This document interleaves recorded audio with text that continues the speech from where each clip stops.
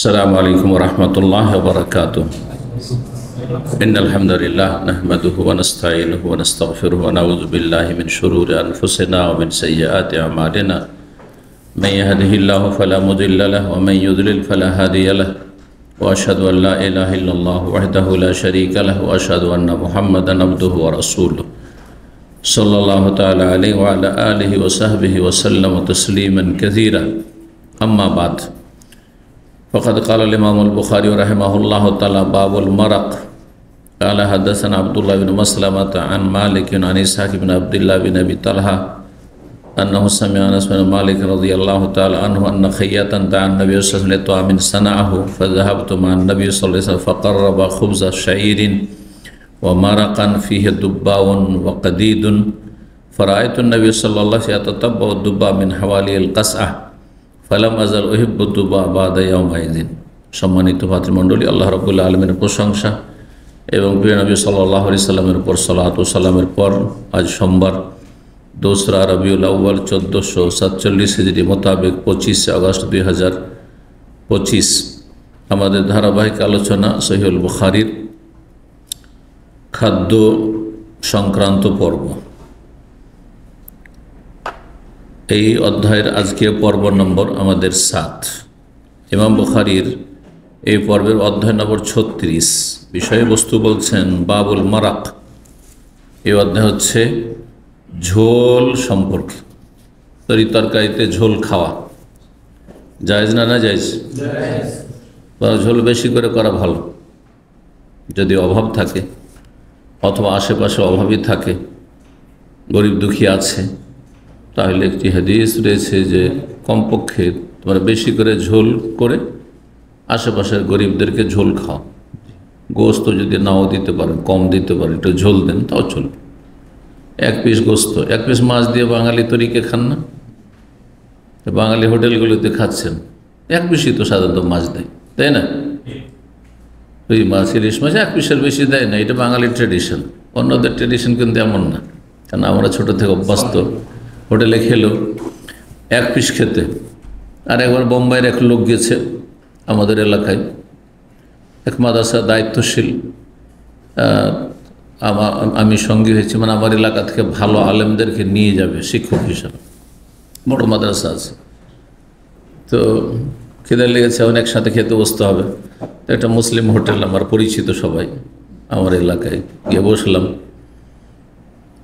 তো আমাদের তো অভ্যাস 1 পিস খাওয়া, খুব বেশি যদি হয় তাহলে 2 পিস হইতে পারে। তো আর ভাত আর কি খাবে? জীবনে মাছ পেয়েছে হয়তো অনেক বছর পরে। তো আর মাছ ফ্রাই খেতে এত মজা লেগেছে ওকে, সে অনেক আগের কথা বলছে, 30 বছর আগের কথা বলছে, এখানে আসারও 2-3 বছর আগে। তো 1 পিস 2 পিস আরো তলব করে 7 পিস খেলো।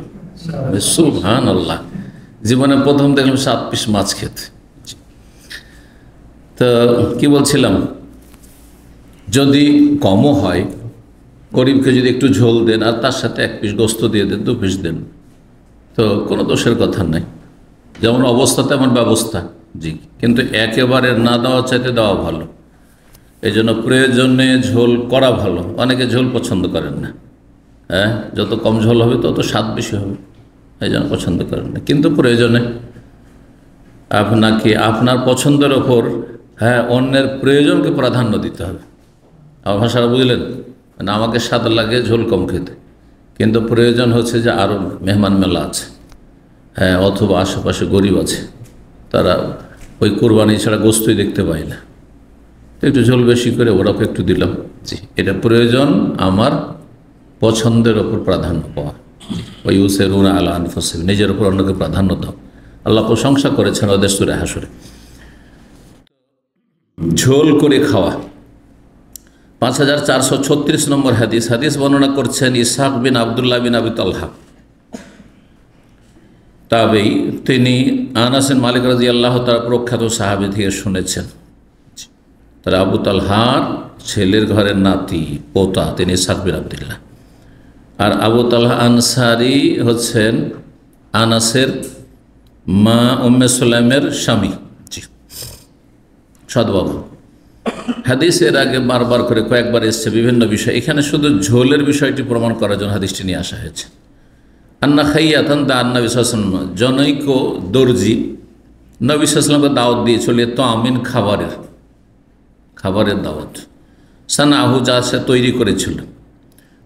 তাহলে খাবার মেহমানের উদ্দেশ্যে প্রস্তুত করা এটাও সুন্নাত।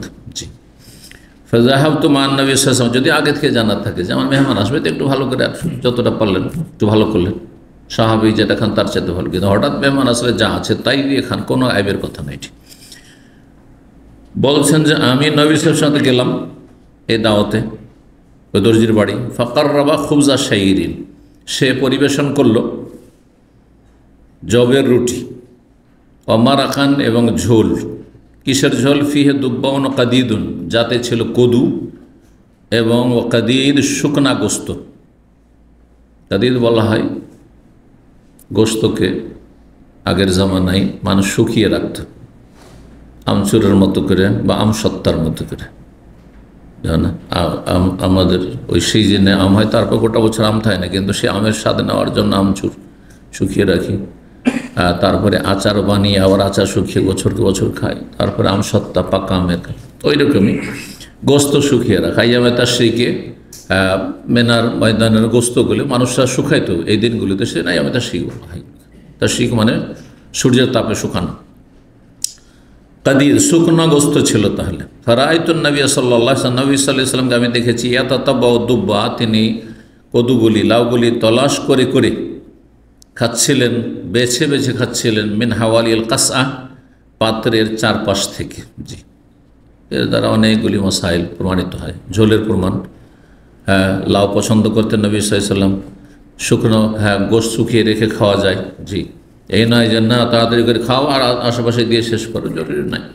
তবে কেউ যদি না খেয়ে থাকে তো অবশ্যই দিতে হবে। কেউ অনাহারে মারা যাচ্ছে, কখনো কখনো গরিবকে খাওয়ানো ফরজ, গরিব খাওয়ানো সবসময় কিন্তু মুস্তাহাব নফল নয়। কখনো কখনো আশেপাশের প্রতিবেশী গরিবকে খাওয়ানো ফরজ, যখন দেখছেন না খাইলে ওরা সারাদিন অনাহারে আছে তখন ফরজ।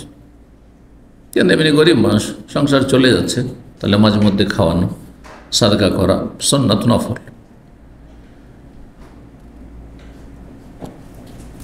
37 নম্বর অধ্যায় হচ্ছে বাবুল কাদিদ। এই অধ্যায় হচ্ছে শুকনা গোস্ত সম্পর্কে। গোস্ত শুকিয়ে রাখতে পারেন, গোস্ত শুকিয়ে রাখা সেই যুগে ছিল, সেই যুগে ফ্রিজের অবস্থা ছিল না। আর ওখান থেকে কেয়াস, এইটাকে বলা হয় কেয়াস। বুঝেছেন কেয়াস মানে একই ধরনের মাসালা কিন্তু ভিন্ন মশালা, কিন্তু দুটোতে সদৃশ্যতা আছে। একটির হুকুমকে আর একটির ফিট করে, এর নাম হচ্ছে কেয়াস। বুঝতে পেরেছেন? আমাদের কাছে প্রমাণিত যে গোস্ত সাথে সাথে খেয়ে নিতে হবে বা খাবার সাথে সাথে খেয়ে জরুরি নয়, সেটাকে আমরা কি করতে পারি, বিভিন্নভাবে যদি রাখা যায় বেশি সময় তো রাখতে পারি, জায়েজ আছে এটি। যখন জায়েজ আছে শুকিয়ে গোস্ত রাখা, তাহলে সেটাকে আমরা ফ্রিজে ঠান্ডা, বেশি ঠান্ডা করে ফ্রোজেন করে রাখা যায়, এটা কেয়াস। এর নাম হচ্ছে কেয়াস।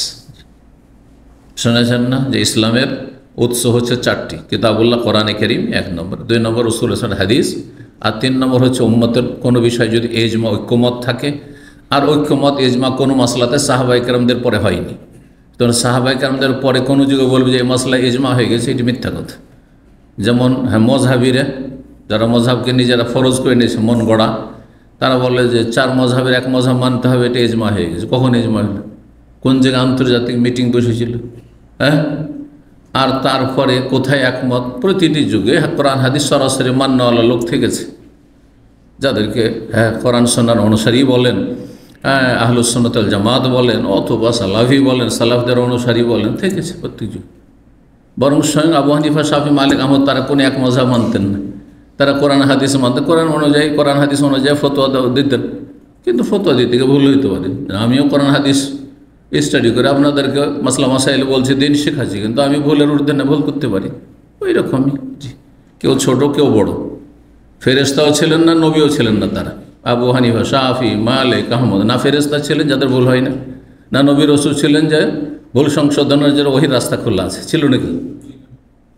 তো তারাও মানুষ ছিলেন, তারা বড় আলেম ছিলেন, কিন্তু বড় আলেমের অনুসরণ করতে বলা হয়নি আপনাকে। আর বড় আলেমের সবাইকে সামনে রেখে অনুসরণ করতে হবে, কিন্তু 1 নম্বর অনুসরণ নিঃশর্ত কার?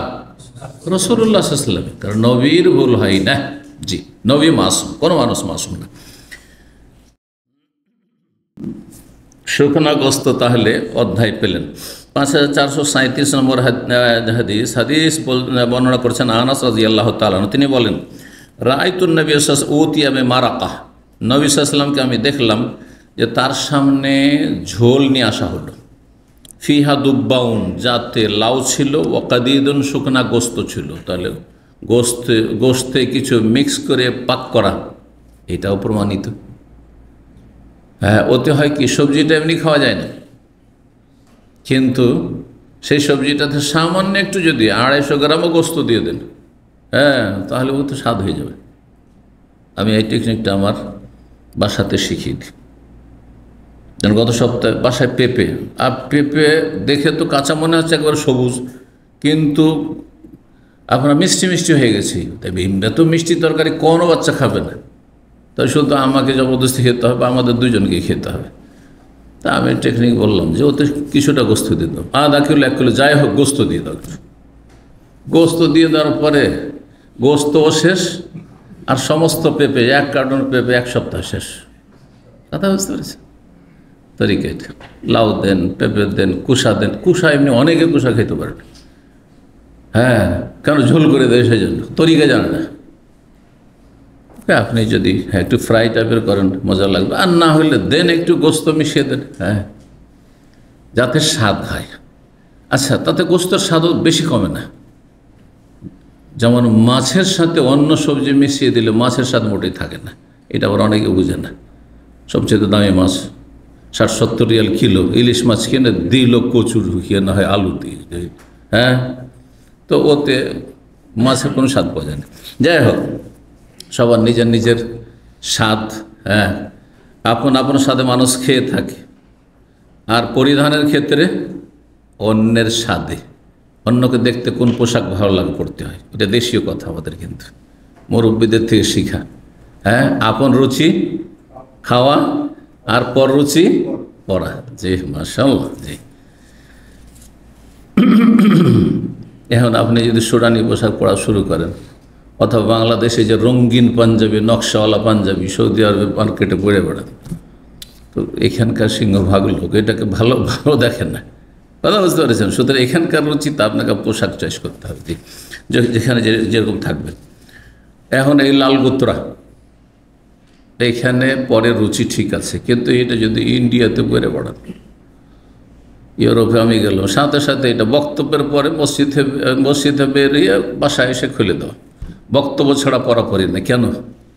এটা বলে গোটা দুনিয়া তাকাবে এদিকে যে কে এসছে, এত মানুষকে চেনাবার কী বা প্রয়োজন যে বাইরে কেউ লোক আছে, ঠিক না?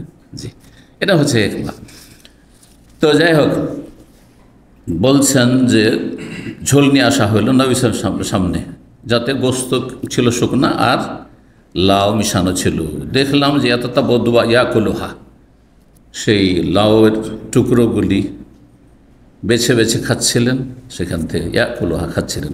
5438 নম্বর হাদিস, মা আয়েশা রাদিয়াল্লাহু তাআলা আনহা বর্ণনা করেন, ক্বালা, তিনি বলেন, মা ফাআলাহু ইল্লা ফি আমিন জাআন নাস আরাদা আন ইউতিমাল গানিউল ফাকিরা ওয়া ইন কুন্না লানারফাউল কুরা বাদা 15 ওয়া মা সাবিয়া আলু মুহাম্মাদ মিন খুবজিন বুররিন মা'দুমিন সালাসান।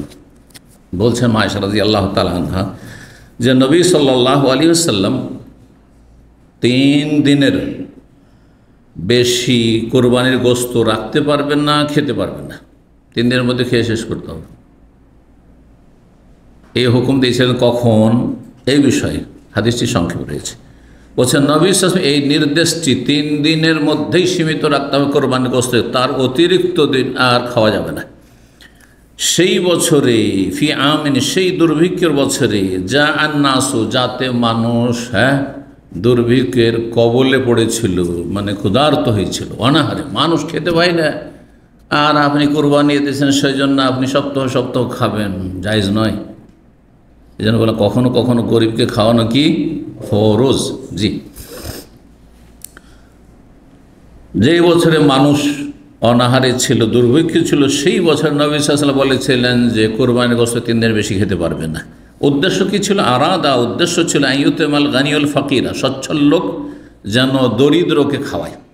গোশত যখন 3 দিন বেশি খেতে পারবো না, তখন কি করতে হবে? 3 দিনের মধ্যেই শেষ করতে হবে।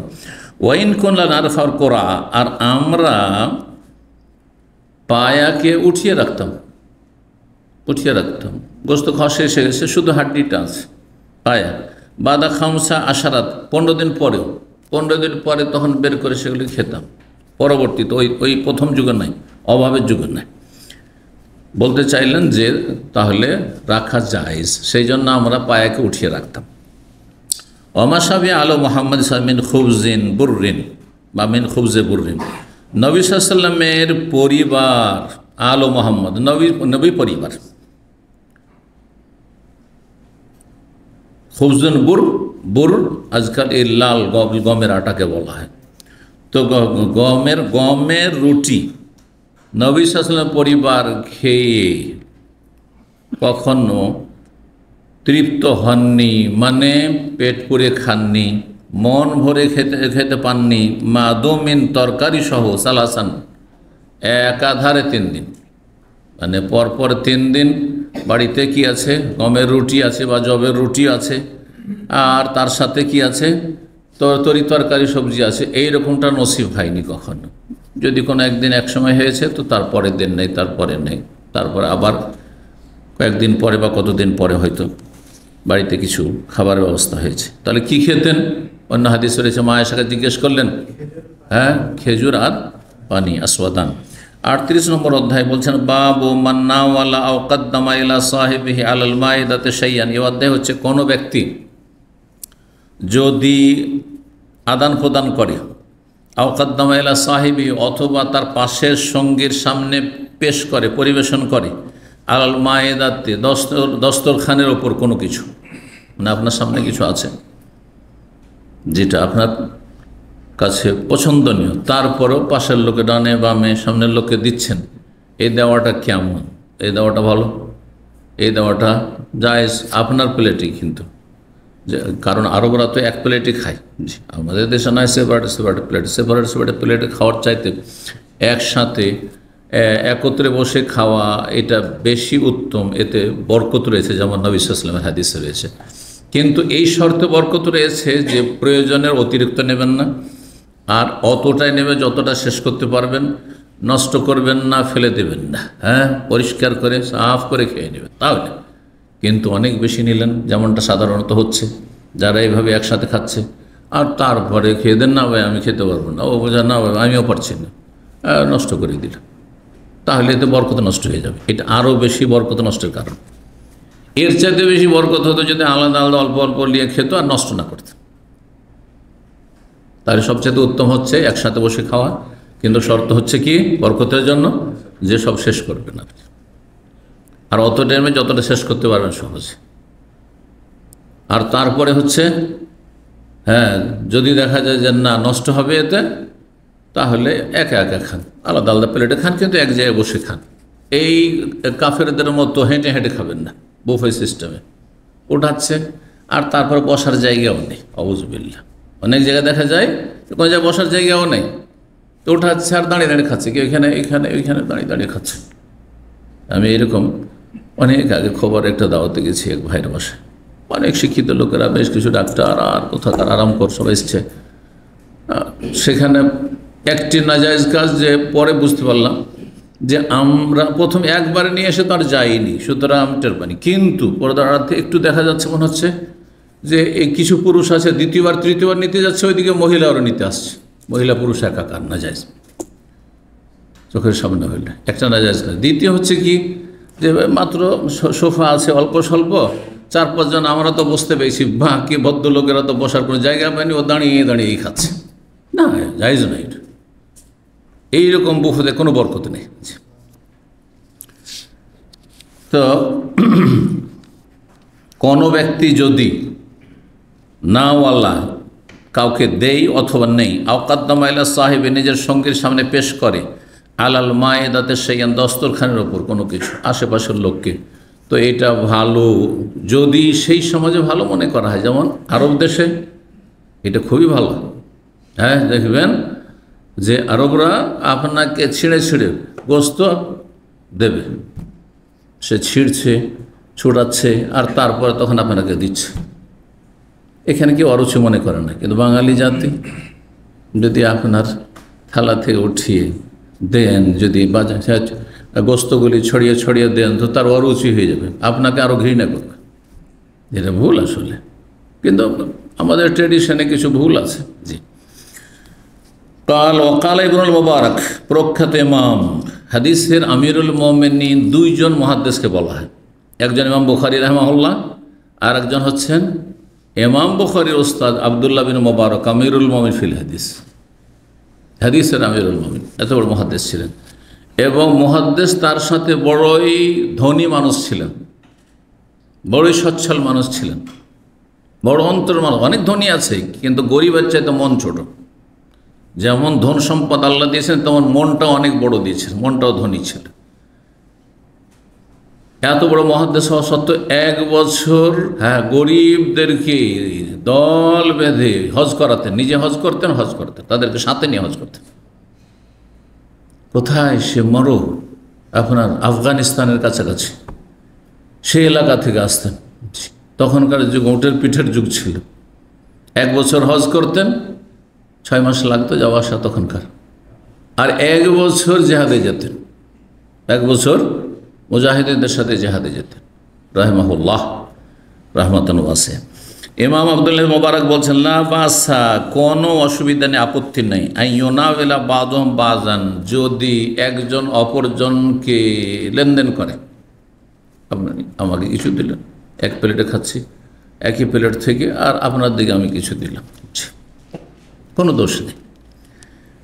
ওয়ালা ইউনাওয়ালু মিন হাযিহিল মায়দাতি ইলা মায়দাতিন উখরা, তবে এক দস্তরখান থেকে আরেক দস্তরখানে নেওয়া দেওয়া করবে না, কারণ এতে অন্যের হক নষ্ট হবে। সেই জন্য অসুবিধা কি, যে হতে পারে যে আমার প্রয়োজন নেই, কিন্তু আপনারা আরও 2-3-4 জন আমার সাথে খাচ্ছেন, আপনাদের বেশি প্রয়োজন আছে, আর আপনারা আমার প্লেটে বসে আছেন, আপনাদের সামনের খাবার উঠিয়ে আমি পাশের আরেকটা প্লেটে দিয়ে দেবো, এটা ঠিক হবে না। তবে অনুমতিক্রমে হইতে পারে, সবার সম্মতিতে। অনেক সময় দেখা যায় খাবার বেশি আছে, অত গোস্ত বেশি আছে আপনার প্লেটে বা আপনাদের প্লেটে, কিন্তু পাশের প্লেটে দেখছি কিছুই নেই। তখন উচিত হবে সবাইকে বলে যে ভাই আমাদের তো বেশি আছে, একটু ভাইদেরকে দিই, ওনাদের কিচ্ছু নেই, অনুমতি নিয়ে দিতে হবে।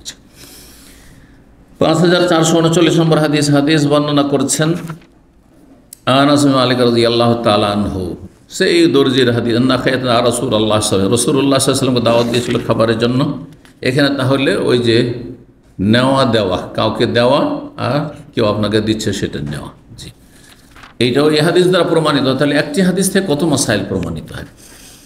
তো তাতে কি রয়েছে? আনাস বলছেন, ফাযাহাবতু মা রাসূলিল্লাহ ওই দাওয়াতে, ফাকাররাবা ইলা রাসূলিল্লাহ খুবজা মিন শাইর, জবের রুটি পেশ করলেন, মারাকান ফিহি দুবন কাদিদ, আর ঝোল যাতে ছিল লাউ এবং শুকনা গোস্ত। আনাস বলছেন, রাসূলুল্লাহ দেখলাম যে তিনি বেছে বেছে সেই লাউয়ের টুকরোগুলো খাচ্ছেন প্লেট থেকে। সেই দিন থেকে আমি লাউ পছন্দ করি।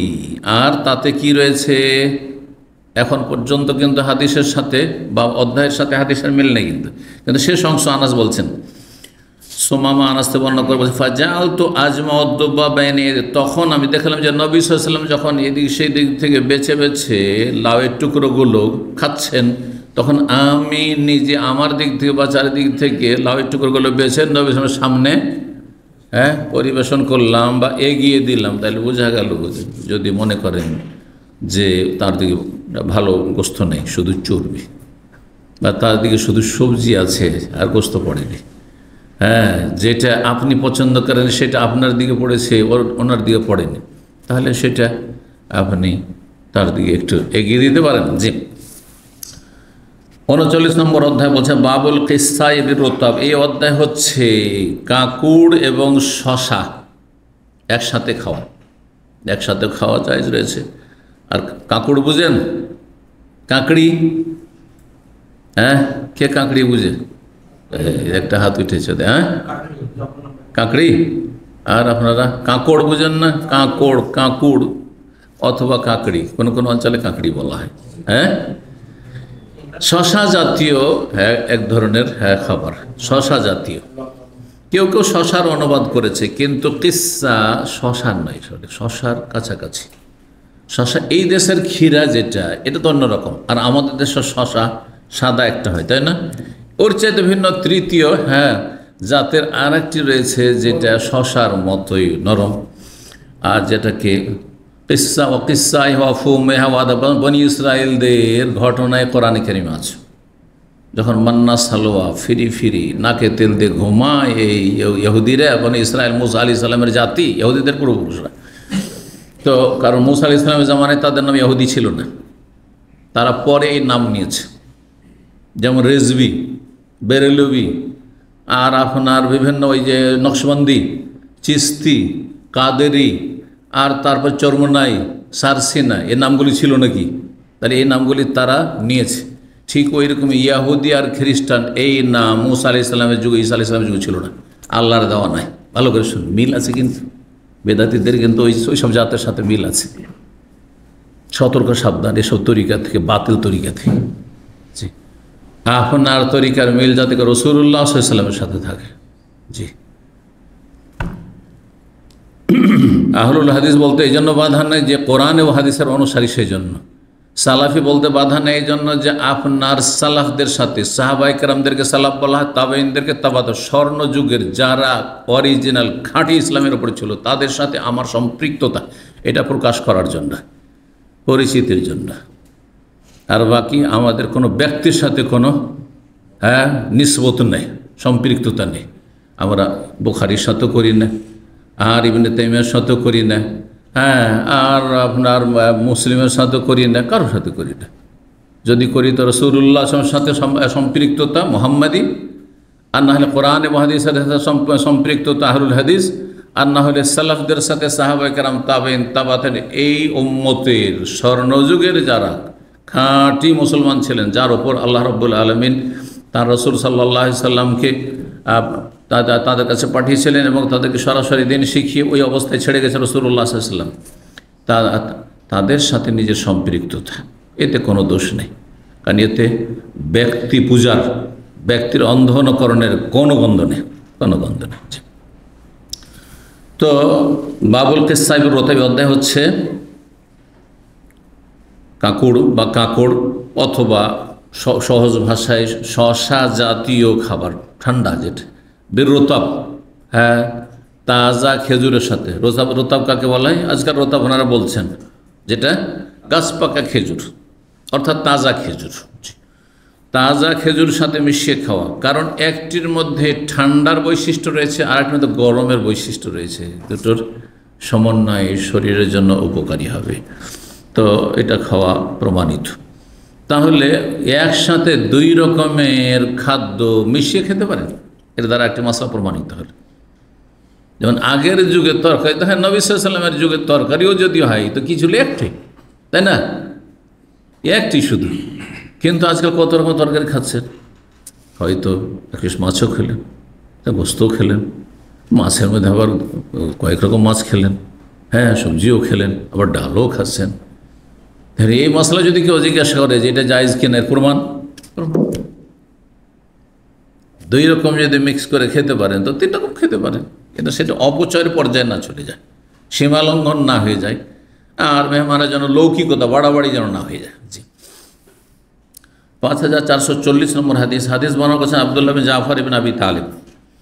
তিনি বলেন, রায়তু রাসূলুল্লাহ সাল্লাল্লাহু আলাইহি ওয়াসাল্লাম, আমি রাসূলুল্লাহ সাল্লাল্লাহু আলাইহি ওয়াসাল্লামকে স্বয়ং দেখেছি, ইয়াকুলু রতাবা বিল কিসাই, তিনি তাজা ফ্রেশ খেজুর খাচ্ছিলেন, গাছ পাকা খেজুর খাচ্ছিলেন, বিল কিসাই, শশা জাতীয় আপনার সবজির সাথে মিশিয়ে বা শশা জাতীয় বস্তুর সাথে মিশিয়ে, অথবা কাঁকড়ের সাথে মিশিয়ে করতে পারেন। 40 নম্বর অধ্যায় হচ্ছে বাবন, এই অধ্যায় হচ্ছে যার আগের সাথে সম্পর্ক রয়েছে, অর্থাৎ এই খাবার দাবারের সাথে।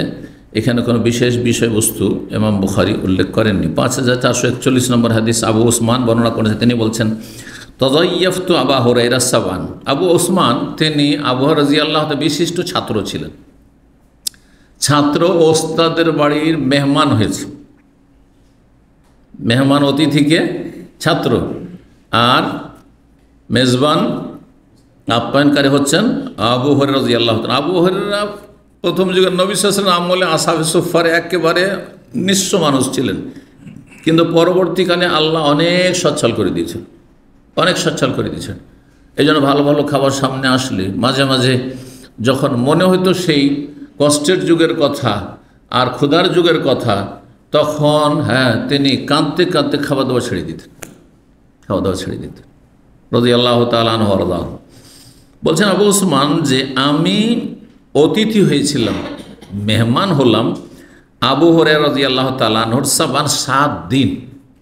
তাহলে মেহমান যদি কেউ এসে 7 দিন ধরে থাকে তাহলে বোঝা মনে করবেন না, যদিও 3 দিন আপনার জন্য হচ্ছে সুন্নাত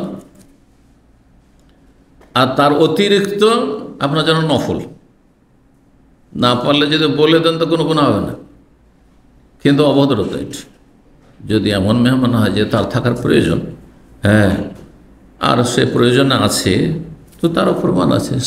7 দিন একজন আবু হুরায়রার বাড়িতে গিয়ে মেহমান থাকলেন তিনি, আর রাত দিন থাকলেন, রাতেও থাকলেন, দিনে থাকলেন।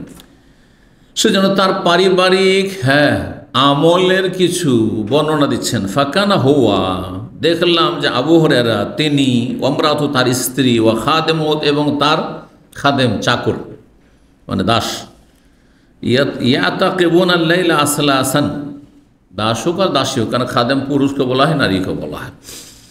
তারা রাতকে 3 ভাগে ভাগ করে নিয়েছে পালাক্রমে। রাতকে এশা পর থেকে ফজর পর্যন্ত এই সময়টা, তাই এটা হচ্ছে তাহাজ্জুদের সময়, এশা থেকে নিয়ে ফজর পর্যন্ত 3 ভাগে ভাগ করে নিয়েছে পালাক্রমে।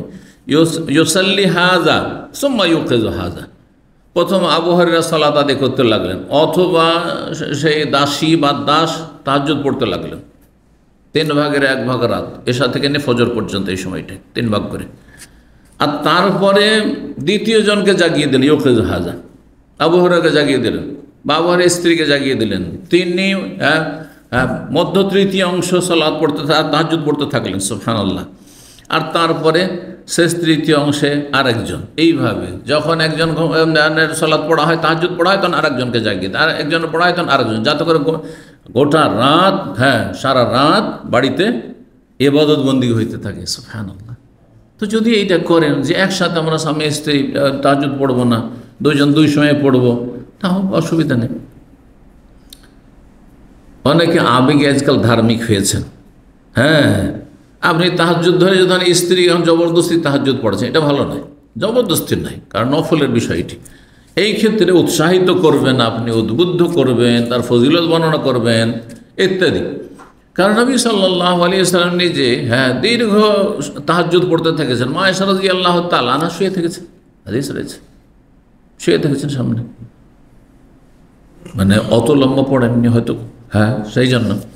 তাহলে বোঝা গেল যে আপনি জেগে গেছেন, আপনার ঘুম পুরা হয়েছে, অথবা আপনি অভ্যাস করে নিয়েছেন, মাশাআল্লাহ।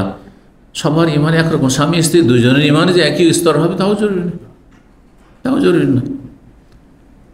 আর সবার শরীর স্বাস্থ্য যে একই রকম হবে তাও না, সবার ঘুম যে হয়ে যাবে একই রকম তা। অনেকে আছে ঘুম অনেক লেটে হয়, বেচারা ঘুমটা আসছে রাত 2টা 3টা, তো তাহাজ্জুদ পড়বে কী করে?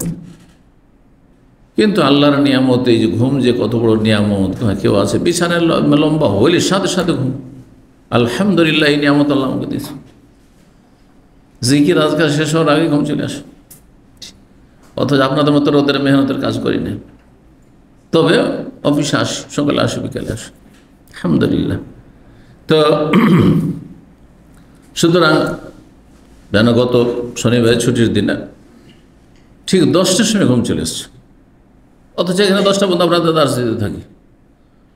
রাত 12টায় আমার ঘুম 2 ঘন্টা হয়ে গিয়ে আমি হালকা হয়ে গেছি। আবার চিন্তা করলাম যখন সময় আছে আরেকটু শুইলাম। তো রাতেই ধরেন আপনার 5 ঘন্টা ঘুম যদি হয়ে যায়, তাহলে তো দিনের না ঘুমালেও চলে, রাতের ঘুমের বিকল্প কিছু নেই। তো আল্লাহ রাব্বুল আলামিন যেন সবাইকে ভালো রাখেন।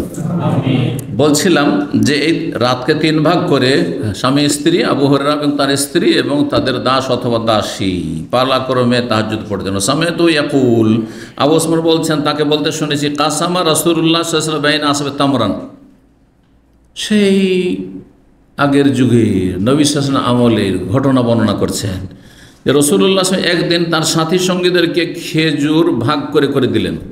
ফাসাবানি সাবতামারাত, আমার ভাগে 7টি খেজুর পড়ল। এহদাহুন হাসাফা, তার একটি ছিল শক্ত খারাপ খেজুর। কেউ কেউ অনুবাদ করে চিটা খেজুর। চিটা তো আপনার ওই ধান টানের ক্ষেত্রে মানে খারাপ খেজুর, এক কথায় খারাপ খেজুর ছিল। খারাপ খেজুরগুলো অনেক সময় শক্ত থাকে, চিবাতে কষ্ট হয়, কিন্তু যে খেজুর ভালো হবে সেটা নরম থাকবে, সুন্দর থাকবে। 5441 নম্বর হাদিস বর্ণনা করছে আবু ওসমান, সে আগের হাদিসটি। আবু হুরায়রা রাদিয়াল্লাহু তাআলা আনহু থেকে বলেন, নবী সাল্লাল্লাহু আলাইহি ওয়াসাল্লাম আমাদের মাঝে খেজুর ভাগ করে দিলেন একবার। ফাসাবানি খামসুন, এই হাদিস রয়েছে 5টি ভাগে পড়েছিল। তাহলে প্রসিদ্ধ হাদিস বারবার আমাদের সামনে এসে 7টি। আর যারা বেশি বর্ণনা করেছে, কম যে বর্ণনা করেছে তার চাইতে বেশি প্রাধান্য পাবে। যেমন কেউ যদি বলে যে আমরা 5 জন ছিলাম আর আমরা 7 জন ছিলাম, তাহলে বলবো যে যে 5 জন বলেছে সে 2 জন সম্পর্কে জানে না। 7 জন পুরা হওয়ার আগে চলে গেছে অথবা জানতে পারে। যার কাছে অতিরিক্ত জ্ঞান আছে তার কথা প্রাধান্য পাবে, এটা হচ্ছে নীতিমালা। তো 7টি খেজুর দেওয়া হয়েছিল প্রসিদ্ধ। আরবা তামরিন ও হাসাফাত, 4টি ভালো খেজুর ছিল আর 1টি খারাপ খেজুর ছিল। সুমার আয়তুল হাসাফাতা হে আসাদহনালেদেরসি, আর তারপরে যখন এক একটা করে চিবিয়ে খেতে লাগলাম তো দেখলাম যে খারাপ খেজুরটি আমার মাড়ির দাঁতের তলায় বেশি শক্ত ছিল। মানে তাকে চিবাতে আমাকে বেশি কষ্ট লেগেছে আর বেশি সময় লেগেছে, বেশিক্ষণ চুষতে পেরেছি, সেই জন্য সেটাতে বেশি মজা পেয়েছি। কারণ পেটে যদি জ্বালা থাকে তো একটু একটু করে চুষলে ওতে বেশি আপনি তৃপ্তি লাভ করবেন। চকলেট যারা চুষে চুষে খায় তারা বেশি স্বাদ পায়, আর যারা মুখে দিতেই তাড়াতাড়ি করে চিবিয়ে নিল ও কী পাবে, সাথে সাথে শেষ হচ্ছে। মিষ্টি রসগোল্লা যারা গরু ছাগলের মতো খায় তারা শুধু গিলে, জানেন কি না? আমাদের দেশে এমনও লোকের কথা জানি যে 4 কিলো 5 কিলো করে মিষ্টি রসগোল্লা খেতে হয়। কী করে? শুধু গিলে ওগুর কী স্বাদ পাবো, কিন্তু যে চিবিয়ে চিবিয়ে খাবে ও ভাব তৃপ্তি পাবে। জি, চিবিয়ে চিবিয়ে বেশি খেতে পারবে না, ও আধা কিলো খাওয়া তার জন্য মুশকিল হয়ে যাবে। আজকাল তো আরও আজকাল মানুষ মিষ্টি খেতে চায় না, তাই না? 41 নম্বর অধ্যায় বাবুর রোতা বর্তমান। এই অধ্যায় হচ্ছে তাজা খেজুর আর শুকনা খেজুর সম্পর্কে। সব রকম খেজুর খেতে পারে, তবে তাজা খেজুরে বেশি উপকারিতা রয়েছে। বিশেষ করে পাকস্থলী যদি শূন্য থাকে, প্রচণ্ড ক্ষুধার পরে, এই জন্য রোজা ইফতারের ক্ষেত্রে আপনার সামনে যদি তাজা খেজুরও থাকে আর শুকনা খেজুর, কোনটি সুন্নাত? তাজা খেজুর। তাজা খেজুর তাড়াতাড়ি শরীরে সেখান থেকে কি করতে পারে, সেটা চুষে নিতে পারে, শরীর সেটাকে আপনার গ্রহণ করতে পারে, এটা বেশি উপকারী। মহান আল্লাহর বাণী, আল্লাহ বলছেন মারিয়াম আলাইহিস সালামের ঘটনায় সূরা মারিয়াম, ওয়াহুজ্জি ইলাইকি বিজিযিন নাখলা। মারিয়াম আলাইহিস সালামের যখন ছেলে ঈসা আলাইহিস সালাম ভূমিষ্ঠ হলো, তখন আল্লাহ বললেন যে খেজুরের গাছের তলাতে তুমি আছো, আর খেজুরের গাছে পাকা খেজুর ধরে আছে, তুমি কি করো? ওয়াহুজ্জি ইলাইকি বিজিযিন নাখলা, খেজুরের কাণ্ড ধরে তুমি নাড়া দাও। হাজ্জা ইয়াহুজ্জু মানে নাড়া দাও, ঝাঁকানি দাও। তাসাকাত, তাসাকাত একটি কেরাতে রয়েছে, আর তোসাকেত আলাইকে রতবান জানিয়ে প্রসিদ্ধ কেরাতে আমাদের হাসান আসেম। ভারত উপমহাদেশ, ভারত বাংলাদেশ পাকিস্তানে এবং আরব দেশগুলিতে, এই আরব দেশ মানে সৌদি আরব আর আশেপাশের দেশ, এগুলোতে হাফস বিন আসেম আনিল কুফি এর কেরাত মশহুর, কিন্তু আফ্রিকায় অথবা মিশর অন্যান্য দেশে অন্যান্য আরও কেরাত রয়েছে। জি, তোসাকেত আলাইকা রতবান জানিয়া, তোমার ওপর ঝরে পড়বে, তাসাকাতে তাসাকাত ঝরে পড়বে, রতবান জানিয়া তাজা খেজুর। রতাবের কথা আল্লাহ কোরআনে বলেছেন, তোমারও রয়েছে কোরআন এখানে। 5442 নম্বর হাদিস, হাদিস বর্ণনা করছেন আয়েশা রাদিয়াল্লাহু তাআলা আনহা, বলছে তুফিয়া রাসূলুল্লাহ ওয়া কাদ শাবানা মিনাল আসওয়াদাইন আত-তামর ওয়াল মা। রাসূলুল্লাহ সাল্লাল্লাহু আলাইহি ওয়াসাল্লামের ইন্তেকাল পর্যন্ত, তিরোধান পর্যন্ত আমরা তৃপ্ত হইতাম কি খেয়ে? মিনাল আসওয়াদ, দুটো কালো জিনিস খেয়ে। আত্মামার খেজুর, মদিনার খেজুর কালোই হয়, আর অলমা আর পানির কোনো রং হয় না, কিন্তু খেজুরকে কেন্দ্র করে সেটাকে তার সাথে মিলিয়ে দেওয়া হয়েছে। 5443 নম্বর হাদিস বর্ণনা করছেন ইব্রাহিম বিন আব্দুর রহমান ইবনে আব্দুল্লাহ বিন আবি রাবিয়া জাবের বিন আব্দুল্লাহ রাদিয়াল্লাহু তাআলা আনহুমা থেকে চমৎকার ঘটনা এবং রাসূলুল্লাহ সাল্লাল্লাহু আলাইহি ওয়াসাল্লাম মুজিজার ঘটনা, মুজিজা অলৌকিকত্ব, বরকতের ঘটনা, অসাধারণ বরকত। বলছে কানাবিল মদিনাতে ইহুদিয়ন, মদিনায় একজন ইহুদি থাকতো। ওয়াকান ইউসলেফনে ফি তামারি এলাল জেজাজে, সেই ব্যক্তি আমার খেজুর পাড়া পর্যন্ত সে আমাকে ঋণ কর্জা দিত। এরকম সিস্টেম আমাদের দেশে আছে। যারা ঘর গৃহস্থী করে, কৃষিকাজ করে, তাদের কাছে টাকা পয়সা থাকে না চাষাবাদের সময়। যখন তাদের সিজন চাষাবাদের, তখন টাকা পয়সা থাকে না, তখন কি করে? যারা পয়সাওয়ালা তাদের কাছ থেকে টাকা পয়সা, আর পয়সাওয়ালা ওরা কৃষিকাজ করে না, হয়তো ওর ধান লাগবে, বা গম লাগবে, তোমার 10 মণ গম লাগবে, 10 মণ ধান লাগবে, ঠিক আছে, একটা রেট বেঁধে দিল যে ঠিক আছে এত রেটে যখন ধানটা উঠবে বা গম উঠবে, তখন এত মণ আমাকে তুমি গম দেবে বা ধান দেবে, আর সেই রেটে আপনি এখন টাকা অগ্রিম দিয়ে দিলেন, অগ্রিম সেই কৃষককে দিয়ে দিলেন। এটি জায়েজ, হাতে হাতে হইল না, কিন্তু অনেক সময় 6 মাস 8 মাস আগে। কিন্তু কি করতে হবে? রেট ধরে বেঁধে দিতে হবে। রেট বেঁধে দিলেন, তারপরে যখন ধান উঠলো, গম উঠলো, তখন কম হলো বেশি হলো সেটা দেখার বিষয় নেই, যার উপরে চুক্তি হয়েছে সেটাই থাকবে। জি, বাইয়ে সালাফ বা বাইয়ে সালাম দুটোই বলা হয়। ব্যবসা সালাম বা সালাফের মানে অগ্রিম টাকা দিয়ে রাখা কোনো পণ্য খরিদ করার জন্য, এটা জায়েজ।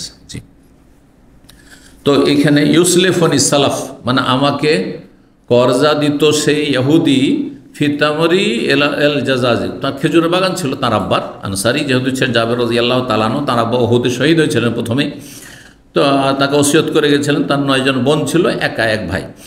তো বলছে আমার খেজুর পাড়া পর্যন্ত তার কাছ থেকে কী নিতাম? টাকা পয়সা কর্জা নিতাম, আর খেজুর উঠলে আপনাকে দিয়ে দেবো, খেজুর দিয়ে দেবো অথবা টাকা দিয়ে দেবো।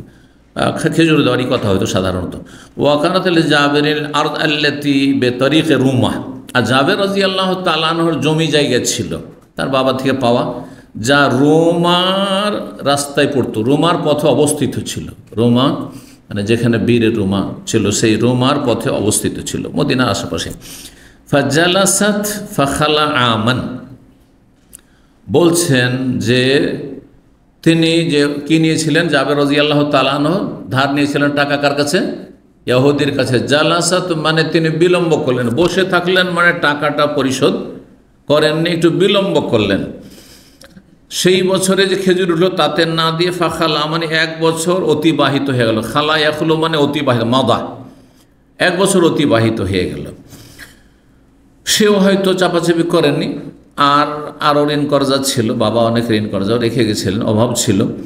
তো 1 বছর পার হয়ে চলে গেছে। ফাজ্জা আনিল ইহুদি, এখন জাবের বলছে তারপর আমার কাছে ইহুদি আসলো, ইন্দাল জেজাজে,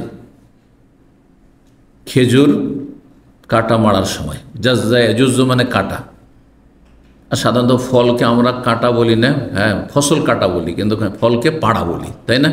আম পাড়া, লিচু পাড়া, এই জন্য পাড়ার অর্থ করেন, ভাষার অলঙ্কারের জন্য। এমনি জাজা মানে কাটা, কেটে মেরে নিয়ে আসা। ইহুদি আসলো, অথবা 1 বছর আগে দিয়ে রেখেছে, বছরে তো একবারই খেজুর হয়, তাই না?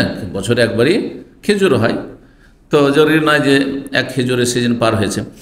তো সেই ইহুদি আসলো, খেজুর পাড়ার সময় চলে এসছে, কারণ খেজুর তো উঠেছে, এখন তার কাছ থেকে টাকাটা আমাকে আদায় করতে হবে, খেজুর আদায় করতে হবে, পয়সা দিয়ে রেখেছি।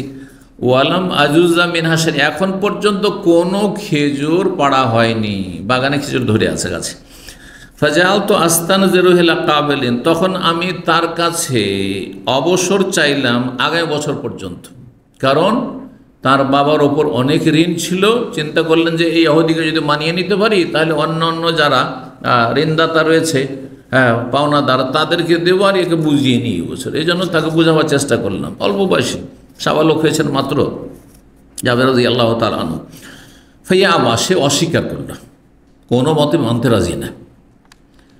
কারণ ইহুদিরা তো পুঁজিবাদী, এরা পয়সা ছাড়া কিছু, পেট ছাড়া কিছু বোঝে না। ফাউখবিরা বিযালিকা নবী সাল্লাল্লাহু আলাইহি ওয়াসাল্লামকে বিষয়টি জানানো হলো। ফাকাল আলী আসহাবি, তখন তিনি যেহেতু জানতেন যে জাবির অল্প বয়সী ছেলে আর তার আব্বা আল্লাহর রাস্তায় শহীদ হয়েছেন ওহদে, সুতরাং তাদের বিশেষ লক্ষ্য রাখতেন।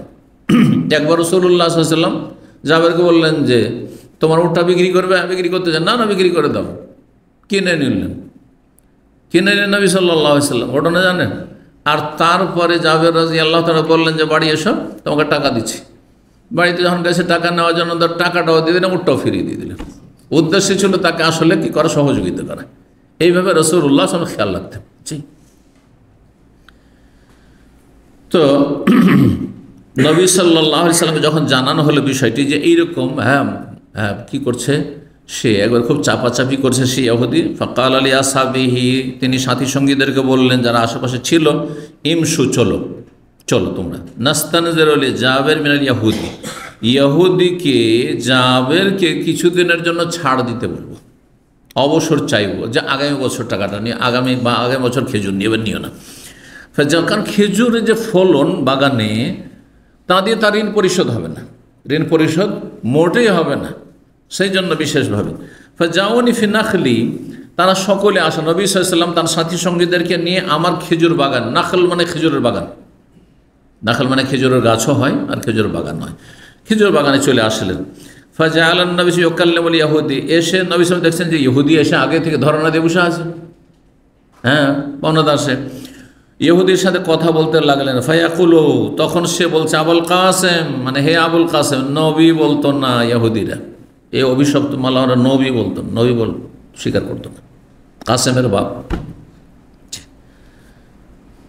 কত অভিশপ্ত এরা, হতভাগা। এরা নবী সাল্লাল্লাহু আলাইহি ওয়াসাল্লামের কাছাকাছি মদিনায় থেকেছে, কিন্তু এদের ইসলাম হেদায়েত নসিব হয়নি, জান্নাত নসিব হয়নি। লাউনজিরুহু, কোনো ছাড় নেই, তাকে ছাড় দিতে পারবো না আমি। ফালাম্মা রাআন নবী সাল্লাল্লাহু আলাইহি ওয়াসাল্লাম, যখন নবী সাল্লাল্লাহু আলাইহি ওয়াসাল্লাম দেখলেন যে না, এ তো ছাড় দেবে না, কামা, তখন সেখান থেকে উঠে গেলেন। ফাতাফা ফিন নাখলি, আর তারপরে খেজুর বাগান ঘুরে ঘুরে দেখলেন, খেজুর বাগানে একটা প্রদক্ষিণ করলেন, মানে ঘুরলেন। ঘোরাটাই বরকত নবী সাল্লাল্লাহু আলাইহি ওয়াসাল্লামের, যে গোটা বাগানের চারিদিকে তিনি একটু ঘোরাফেরা করলেন আর দেখলেন এইটি হচ্ছে নবী সাল্লাল্লাহু আলাইহি ওয়াসাল্লামের বরকত, এবং নবী সাল্লাল্লাহু আলাইহি ওয়াসাল্লাম বরকত স্বীকৃত। এই বরকত আমাদের নেই। কেউ যদি দাবি করে যে সেখান থেকে আমি ভাগ পেয়েছি, এগুলো কোমরাই। সে ব্যক্তিগত কোনো পরেশগার মানুষ, আল্লাহওয়ালা মানুষ, আপনার মেহমান হয়েছে, অথবা আপনি কোনো কাজ বা উপকার করেছেন, তাতে আল্লাহ আপনার রিজিকে বরকত দিয়েছে, এতে কোনো সন্দেহ নেই, এগুলো হতে পারে। কিন্তু আপনার যেই বরকত নবী সাল্লাল্লাহু আলাইহি সাল্লামের ব্যক্তিত্বে ছিল, জাতে ছিল, তার পরিত্যক্ত বস্তুতে ছিল, তার ব্যবহৃত বস্তুতে ছিল, সেটা কারো জন্য না। এটি হচ্ছে আহলে সুন্নাতের আকীদা। বেদাতের আকীদা যে তাদের হুজুর, পীর, আলেম, মুরব্বী, তাদের মধ্যে বরকত রয়েছে, এটি তাদের গুমরাহি না। কেউ আবু বকর ওমর কাছে বরকত নেওয়ার জন্য যেত না। তবে জীবিত মানুষের কাছে দোয়া চাইতে পারে, সেটা ভিন্ন বিষয়, তার দোয়ার বরকত সেটি, তার ব্যক্তিত্বের বরকত নাই। সুম্মা জাআহু, তারপরে আসলেন, মানে বাগানটা গোটা ঘুরে আসলেন, দেখে আসলেন, তারপর আসলেন ঈসা ওহদিরকে। ফাকাল্লামাহু, তারপর আবার কথা বললেন যে একটা বছর ছাড় দিয়ে দাও। ফাবাসে অস্বীকার, না, দ্বিতীয়বারও অস্বীকার করলো। ফাকুমতু ফাজিতু বিকালিল রতাবিন, তারপরে জাবের বলছেন তখন আমি উঠলাম সেখান থেকে আর অল্প কয়টা তাজা খেজুর নিয়ে আসলাম নবী সাল্লাল্লাহু আলাইহি ওয়াসাল্লামের সামনে পেশ করার জন্য, যে তিনি খাবেন। আর কেউ যদি বাগানে যায় তাহলে আপনার বাগান থেকে খাওয়াবেন, এটাই হচ্ছে ইসলামিক শিষ্টাচার, এটা হচ্ছে ভদ্রতা, আদব। অনেকে আমাদের দেশে আম বাগান আছে, লিচুর বাগান আছে, গরিবের ছেলেরা যায়, ঘোরাঘুরি করছে, হয়তো আশা করে বসে আছে একটা দুটো যদি লিচু দিত, একটা আম যদি দিত। কিন্তু এত বকিলের বকিল কিছু বদমাস আছে, আল্লাহ এদেরকে নিয়ামত দিয়েছে, কিন্তু মনটা এদের একেবারে ফকির, মিসকিন, একটা কিছু দেয় না। আমরা দেখি ছোটোকালে। কিন্তু কিছু মানুষ ব্যতিক্রম আছে যে মাশাআল্লাহ, যে কেউ আসুক, যখন বাগানে এসছে, গরিব ছেলেরা, এদের নিজের বাগান থাকলে তো আসতো না, হয়তো বা তখন তাদের খাওয়িয়েছে। আরে পয়সাওয়ালাকে তো সবাই খাওয়ায়, কিন্তু গরিবকে কে খাওয়ায়? এইটা হচ্ছে আসল হ্যাঁ ইমানের দাবি আপনার। তো বলছেন যে দ্বিতীয়বার অস্বীকার করলো। আর তখন আমি নবী সাল্লাল্লাহু আলাইহি ওয়াসাল্লাম অল্প খেজুর নিয়ে আসলাম, তাজা খেজুর। ফাওয়াদাত বাইনা ইয়াদাইহি, নবী সাল্লাল্লাহু আলাইহি ওয়াসাল্লামের সামনে রেখে দিলাম। ফাআকালা, খেলেন। সুম্মা কালা, তারপরে নবী সাল্লাল্লাহু আলাইহি ওয়াসাল্লাম ক্লান্ত ছিলেন। মানে আইনা আরিশুকা ইয়া জাবের, হে জাবের তোমার ছাপড়াটা কোথায়? ছাপড়া বুঝেন? থাকার, মাশাআল্লাহ বুঝেছি। আরে একটা বান্দা বুঝলি তো হইল, বাংলা বলছি তাও বুঝছেন না, যায়নি। বাগান টাগানে অস্থায়ী থাকার জন্য যে হ্যাঁ কি কি বলেন? ছাপড়া। আপনার র কে যদি র বলেন তাহলে তো ছাপড়া আসল র, ছাপড়া। আচ্ছা, ছাউনি বলেন, হ্যাঁ, অথবা আমাদের আঞ্চলিক ভাষা অন্য আরেকটি রয়েছে মাচান। হ্যাঁ, মাচান, মাচান। তারপরে মাঠে ঘাটে ওইরকম অস্থায়ী যে এরকম ঘর তৈরি, বাথান বাড়িও বলতো, বাথান। জানেন এই ভাষাগুলো শুনেছেন কিনা? হ্যাঁ, শুনেছেন? জি, হ্যাঁ, কোণে ঘর তো গ্রামে হয়, গরিবেরও হয়, এটা কোণে ঘর না। এক কথায় কোনো জায়গাতে ছায়া করা আছে, কিছু বিশ্রাম করা যাবে, থাকা যাবে, বসা যাবে, এই জন্য বাইরে। বলছে আইনা আরিশুকা ইয়া যাবে, জাবের তোমার ছাপড়াটি কোথায়, বা তোমার কি বললেন আরেকটি ভাষা? হ্যাঁ, সুন্দর ভাষা, হ্যাঁ, মাচানটি কোথায়? ফাখবারতুহু, আমি বললাম যে এখানে বাগানের এক কিনারায় আছে। ফাকালা, বলে উফরুসলি ফি, ওখানে আমার জন্য একটু বিছানা করো। তাহলে বোঝা গেল কারো বাড়িতে গিয়েছেন বা কোথাও গিয়েছেন আর সেখানে আপনি বিশ্রাম করতে চাইছে, বলতে পারেন আমার জন্য বিছানার ব্যবস্থা করো। অনেক সময় আমরা মেহমান হই, সোফাটে বসিয়ে রেখেছে, আর লোকজন আসে দেখা সাক্ষাৎ করতে আছে, আর ওরা তো দেখা করতে আসে আবেগ নিয়ে দেখা করতে, কিন্তু আমি যে দূর থেকে সফর করে এসেছি তো আমাকে তো আমার শরীরে দিকে খেয়াল রাখতে হয়। সুতরাং যদি বলি যে একটু বিছানার ব্যবস্থা করেন, আমি একটু রেস্ট করবো, কোনো দোষের কথা নেই, হাদিস দ্বারা প্রমাণিত হইল। জি, বলতে পারেন আপনি কারো বাড়িতে গিয়ে বলতে পারেন যে আমার জন্য একটু বিছানার ব্যবস্থা করেন। এই নয় যে যেখানে আছি সেখানে ঘুমিয়ে যাবো, কারণ অনেকে আবার চেয়ারে বসে বসে ঘুমিতে পারে। আমার জীবন হয় না, আমি দেখি সাথী সঙ্গী আল্লাহ হেদায়েত করে কেমন করে যে খোঁ খাঁ করে ঘুমায় চেয়ারে বসে, আমার জীবন হয় না। প্লেনেও সাধারণত আমার ঘুম হয় না। যখন একেবারে নিস্তেজ হয়ে আর চলছে না শরীর, তখন হয়তো ঝিমাইতে পারি, তন্দ্রা আসতে পারে, কিন্তু ঘুম না, অভ্যাসের খেলাফ। তো যাই হোক, বলছেন জাবের ফারাস, তো বিছানা বিছালাম। ফাদাখাল্লা, প্রবেশ করলেন। ফারাকাদা, সেখানে ঘুমিয়ে পড়লেন, বাগানে ঘুমিয়ে পড়লেন নবী সাল্লাল্লাহু আলাইহি ওয়াসাল্লাম। সুম্মাস্তায়কা, তারপর জেগে উঠলেন। ফাজিয়াতু বিকাবজাতিন উখরা ফাআকাল মিনহা, তারপরে আবার এক মুষ্টি খেজুর নিয়ে আসলাম। নবী ঘুম থেকে উঠেছেন, একটু খিদে লেগেছে, একটু খেজুর পানি খাওয়াই, খেলেন। সুম্মা কামা, তারপরে আবার উঠলেন। ফাকাল্লাম আল ইয়াহুদি, ইহুদির সাথে কথা বলে তৃতীয়বার। সুপারিশ করতে গেছে রাসূলুল্লাহ সাল্লাল্লাহু আলাইহি ওয়াসাল্লাম একটি ইহুদির কাছে, অভিশপ্তের কাছে, হ্যাঁ, ছোটোর কাছে। তাহলে বোঝা গেল যে বড় ছোটোর কাছে সুপারিশ করার প্রয়োজন হলে করবেন। তারপরে সুপারিশ ক্ষেত্রে অনেকে মনে করেন না ভাই আমি জানি, ওকে বলে লাভ নেই, বলেন না, বাহানা করেন না, না করবেন না, লাভ হোক আর নাই, আপনি বলেন ইসফাউ তুজারু, নবী হাদিস হয়েছে তুমি সুপারিশ করো, তুমি নেকি পেয়ে যাবে, কাজ হোক আর না হোক, তুমি তোমার নেকি সাব্যস্ত হয়ে গেল। জি, তারপরে আরেকটি মশলা এখান থেকে প্রমাণিত হলো যে বারবার সুপারিশ করা যেতে পারে। এই নয় যে একবার বলেছি ভাই না না না বলা চলবে না। নবী সাল্লাল্লাহু আলাইহি ওয়াসাল্লাম 3বার 4বার সুপারিশ করছেন, দেখেন আসছেন, কথা বললেন, সে অস্বীকার করলো। ফাকামা ফির রেতাবে ফিন নাখলি সানিয়া, দ্বিতীয়বারে খেজুরের বাগানে আর যে পাকা খেজুর রয়েছে সেইখানে দাঁড়ালেন। তারপরে বলে ইয়া জাবের জুজ্জা ওয়াকজি, এখন খেজুর পাড়া শুরু করো, খেজুর পাড়া শুরু করো, ওয়াকজে, এবং ঋণ পরিশোধ করা শুরু করো। হ্যাঁ, মেপে দিতে থাকো যে কত মূল লাগছে তার, হ্যাঁ, টাকাতে। জি, ফাওয়াকাফাফিল জেদাদে, জেদাদ আর জেজাজ, জাল দিয়ে আর দাল দিয়ে দুটোরই অর্থ হয় পাড়া বা কাটা। তো দাঁড়ালেন নবী সাল্লাল্লাহু আলাইহি ওয়াসাল্লাম যেখানে খেজুরগুলি পেড়ে পেড়ে রাখা হয়েছে সারি লাগিয়ে, কি বলেন সারি লাগানো বলেন না, হ্যাঁ, সারি। ফাজাদাত মিনহা মা কাদাইতুহু, হ্যাঁ, আমি বাগান থেকে সেই খেজুরগুলি পাড়লাম যা দিয়ে আমি কি ঋণ পরিশোধ করলাম।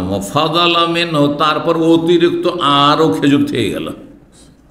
যেখানে খেজুর গোটা বাগান থেকে পেড়ে ঋণ পরিশোধ হতো না, এই জন্য 4 বার করে নবী সাল্লাল্লাহু আলাইহি ওয়াসাল্লাম তার কাছে সুপারিশ করছেন। তো সেখানে খেজুর বেঁচে গেল। ফাখারাজতু হাত্তা যেতুন নবী সাল্লাল্লাহু আলাইহি ওয়াসাল্লাম, তারপরে মেপে দিতে দিতে তো ঋণ পরিশোধ যখন হয়ে গেছে আর আরও থেকে গেছে, তখন গিয়ে নবী সাল্লাল্লাহু আলাইহি ওয়াসাল্লামের কাছে গেলাম। তাহলে বোঝা গেল নবী সাল্লাল্লাহু আলাইহি ওয়াসাল্লাম আশেপাশে কোথাও বসে আছেন। ফাবাশশারতুহু, তাকে সুসংবাদ দিলাম যে ইয়া রাসূল আলহামদুলিল্লাহ, আমার আব্বার যে ঋণ ছিল, ঋণের বোঝা ছিল, এই খেজুর বাগান থেকে পরিশোধ হয়ে গেছে সেই ইহুদির, আর আরও খেজুর অতিরিক্ত আমার বেঁচে গেছে। সুসংবাদ, তাহলে ভালো কোনো খবর, সুখবরে সুসংবাদ দেওয়া ভালো জিনিস।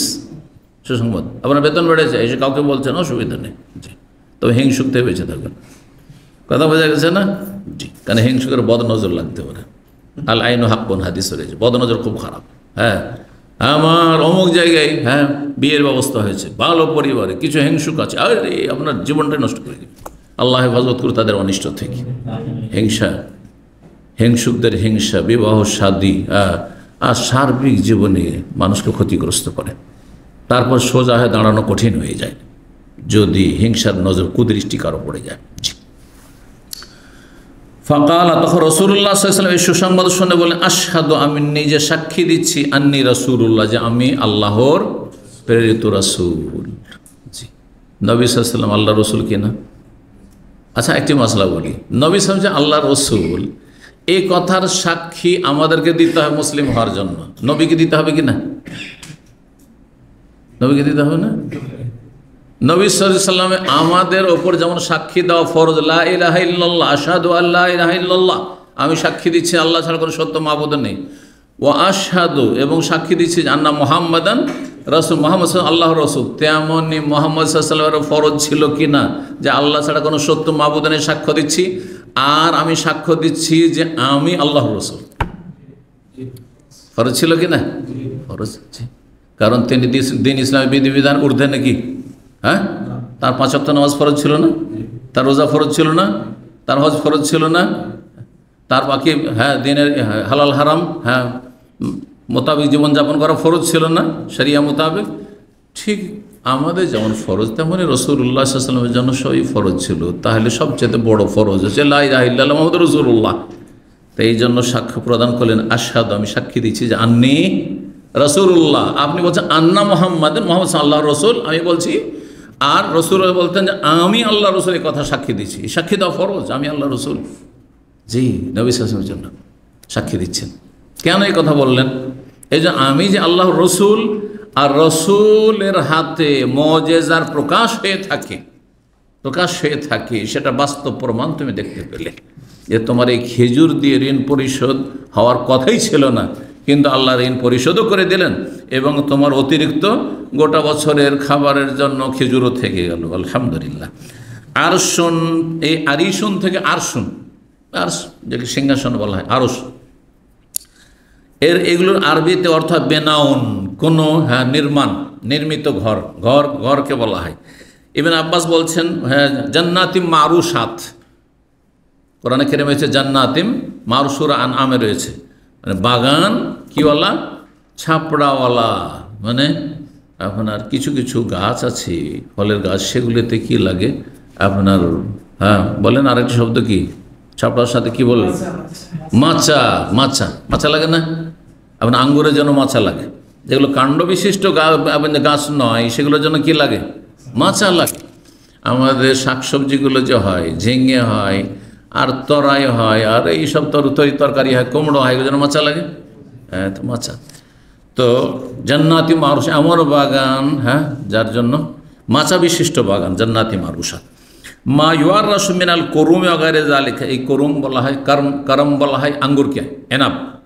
তো আঙ্গুরের আপনার যে মাচা, এইরকমই এই আরব দেশে গরম থেকে বাঁচানোর জন্য আপনার টমেটোর, আপনি দেখেছেন মাজরা ফার্ম দেখেছেন যে ঢাকা থাকে, এখানে গরম থেকে বাঁচানোর জন্য।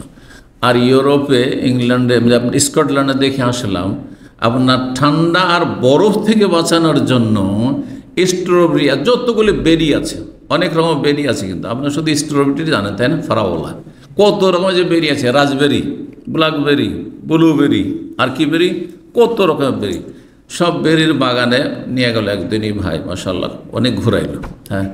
আর তারপর সেখান থেকে যত খেতে পারেন আপনি, ঢোকার পরে যত খেতে পারেন খেয়ে দিয়ে যা নিয়ে বেরোবেন, পেড়ে নিয়ে নিজের হাতে আমরা পারলাম, হ্যাঁ, পেড়ে নিয়ে তারপরে তখন ওই কটার দাম দিতে হবে, হ্যাঁ, তখন পাউন্ড হিসাবে দাম দিতে হলো, কিন্তু দামই বেশি, মার্কেটে যে রেট আছে তার সাথে বেশি দিতে হয়, যেহেতু আপনি পেট করে খেয়ে আসতে পারেন সেই জন্য। তো আমরা তো বেশি খেতে পারিনি, আর খাওয়ার সময় হয়নি, তো যাই হোক ঘুরলাম আর কি।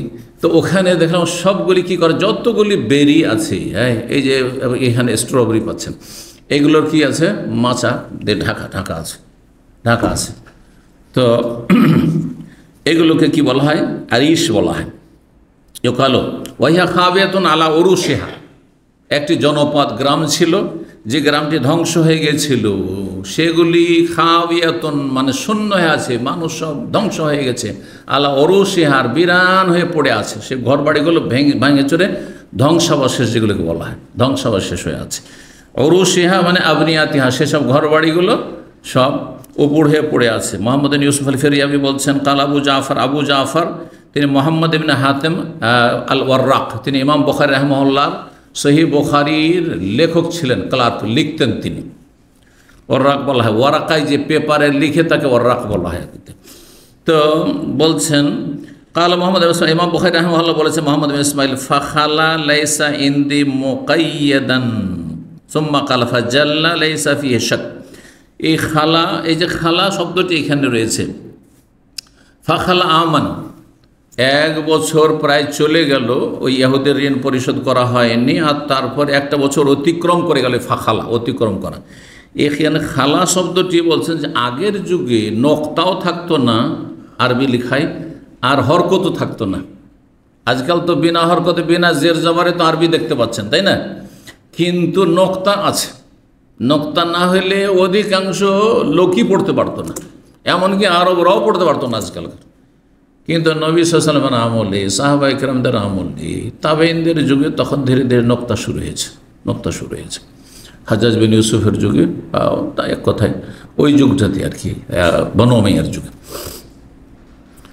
তাহলে ইসলামের ইতিহাসও 100 বছর পর্যন্ত নক্তাও ছিল না, আর জের জবরও ছিল না। তাহলে চিন্তা করুন তো, আরবিতে আপনি বা পড়বেন না তা পড়বেন, না সা পড়বেন, হ্যাঁ, দদ পড়বেন না সদ পড়বেন, ত পড়বেন না জ পড়বেন, আইন পড়বেন না গাইন পড়বেন, ঠিক কিনা? তো এরকম ছিল। তো এখন খালা লেখা আছে, খালা, কিন্তু খায়ে নক্তা নেই।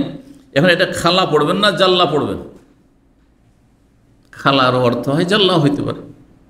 তো বলছেন ইমাম বুখারী যে খালা লাইসা ইনদি, আমার কাছে এটি নক্তা দেওয়া নেই, নক্তাবিহীন, মুকাইয়াদান মানে মজবুতান, তাতে জের জবর হরকত এবং নক্তা বিহীন রয়েছে, নক্তা দেওয়া নেই। সুতরাং তারপর তিনি বলছেন ফাজাল্লা, জাল্লা যদি পড়া হয় লাইসা ফিহি শাক, তাতে কোনো সন্দেহ নেই যে এটাই বেশি ভালো। তিনি সেটাকে খালা তাহলে পড়েন ফাজাল্লা, তাহলে কী হবে? ফাজাল্লা আমান মানে 1 বছর অতিক্রান্ত হয়ে গেল, চলে গেল। ইযা জাল্লাহ আছে না, হ্যাঁ, ওয়াশ-শামসু ওয়াদুহাহা ওয়াল কামরি ইযা তালাহা ওয়ান নাহারি ইযা জাল্লাহা। যাই হোক, 42 নম্বর অধ্যায় বলছেন বাবু আকলিল জুম্মারে। এই অধ্যায় হচ্ছে খেজুরের মাথি খাওয়া সম্পর্কে। মাথি বুঝাইতে হবে তাদেরকে। খেজুরের ওপর থেকে নিচ পর্যন্ত এমন কিছু নেই যেটাতে কোনো ফায়দা নেই, সব কিছুতে ফায়দা আছে। এই জন্য খেজুর গাছকে রাসূলুল্লাহ সাল্লাল্লাহু আলাইহি ওয়াসাল্লাম মুসলিম ব্যক্তির সাথে তুলনা করেছেন। মুসলিমের মাথা থেকে পা পর্যন্ত ভিতরে বাইরে কোনোটাতে লস নেই, সব ফায়দা আর ফায়দা। অর্থাৎ মুসলিম এমন হবে যে তার মাথাতে পা পর্যন্ত আপদ মস্তক কারও ক্ষতি করবে না, পারলে সব দিয়ে উপকার করবে। হাত দিয়ে উপকার করবে, পা দিয়ে উপকার করবে, চিন্তা চেতনা দিয়ে উপকার করবে, বিদ্যা বুদ্ধি দিয়ে উপকার করবে, অন্তর থেকে ভালোবেসে উপকার করবে, হিতাকাঙ্ক্ষী হয়ে উপকার করবে। আর তারপরে চোখও ক্ষতি করবে না, কানও ক্ষতি করবে না, জবানও ক্ষতি করবে না, নাগিবত করবে না, চুগলখড়ি করবে না, ধোঁকা দিবে। সুবহানাল্লাহ। মুসলিমকে খেজুর গাছের মতো হইতে হবে, রাসূলুল্লাহ সাল্লাল্লাহু আলাইহি ওয়াসাল্লাম বলেছেন। যে আদর্শ মুসলিম তাকে তুলনা করেছেন রাসূলুল্লাহ সাল্লাল্লাহু আলাইহি ওয়াসাল্লাম কার সাথে? বা খেজুর গাছকে তুলনা করেছেন আদর্শ মুসলিমের সাথে। আজকালকার অসার মুসলিমের সাথে নয়, অধিকাংশ অসার মুসলিম আগাছা, কিন্তু যারা গাছা মানে কাজের মুসলিম তারা অবশ্যই খেজুর গাছের মতো। আকলে জুম্মার, জুম্মার বুঝলেন? মাশাআল্লাহ, একজন ভাই ভাই বললেন যে খেয়েছি। জুম্মার তার উপকারিতা অনেক লিখেছে। আপনার খেজুরের মাথি ওপর দিকটা যে রয়েছে, আপনি গুগলে সার্চ দিলেই পাবেন। ওপর দিকটা কেটে ভিতরে নরম একটা সাদা হয়ে বের হবে, হ্যাঁ, আপনার চেঁচে চেঁচে চেঁচে, আর তারপরে সেটা অনেক উপকারী শরীর স্বাস্থ্যের জন্য বা বিভিন্ন রোগের আরোগ্যের ক্ষেত্রে। তো এই জুম্মার মানে মাথি খাওয়া। জি, আমরা আমাদের আঞ্চলিক ভাষা মুজ বলি, হ্যাঁ, গাছের মুজ, হ্যাঁ, কি বলেন? মাথি বলেন, হ্যাঁ, সহজ কথা, মাথা থেকে মাথি, মাথা থেকে মাথি। জি, 5444 নম্বর হাদিস। হাদিস বলছেন আব্দুল্লাহ বিন উমর রাদিয়াল্লাহু তাআলা আনহুমা বলছেন, বাইনা নাহনু ইনদান নবী জুলুসুন, আমরা এক সময় নবী সাল্লাল্লাহু আলাইহি ওয়াসাল্লামের সাথে বসেছিলাম। ইজ উতিয়া বে জুম্মারে নাখলা, হঠাৎ করে নিয়ে আসা হলো তার সামনে খেজুরের মাথি। নবী সাল্লাল্লাহু আলাইহি ওয়াসাল্লাম তখন বললেন, ইন্না মিনাশ শাজারিল, হ্যাঁ, লামা বারাকাতুকা বারাকাতুল মুসলিম, গাছের মধ্যে একটি গাছ রয়েছে যার বরকত হচ্ছে মুসলিমের বরকতের মতো। মুসলিমের বরকত যেমন তেমনই হচ্ছে, হ্যাঁ, সেই গাছের বরকত। ফাজানান্ত, আব্দুল্লাহ বিন উমর তখন মাত্র 14-15 বছরের ছিলেন। আর সেই মজলিসে তার বাবা বসে আছেন, আবু বকর বসে আছেন, প্রবীণ সাহাবায়ে বসে আছেন। চক্ষু লজ্জায় তিনি বললেন না, অথচ উত্তর জানছেন। নবী সাল্লাল্লাহু আলাইহি ওয়াসাল্লাম পরীক্ষা নিচ্ছেন। জি, কিতাবুল ইলমে প্রথম হাদিসটি এসেছে সহিহ বুখারীতে। অন্য বাক্য দিয়েছে, ইন্না মিনাশ শাজারা শাজারাতান লা ইয়াসকুতু ওয়ারাকুহা ওয়া ইন্নাহা মিসলুল মুসলিম, গাছের মধ্যে একটি গাছ রয়েছে যার পাতা ঝরে পড়ে না, আর সেই গাছটি হচ্ছে মুসলিমের মতো। ফাহাদ্দিসুনি মাহি, আচ্ছা বলো তো দেখি কি গাছ।